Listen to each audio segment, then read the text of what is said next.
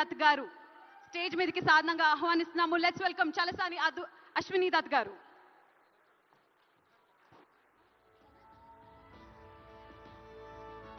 director Shri Nag Ashwin Singireddy గారిని and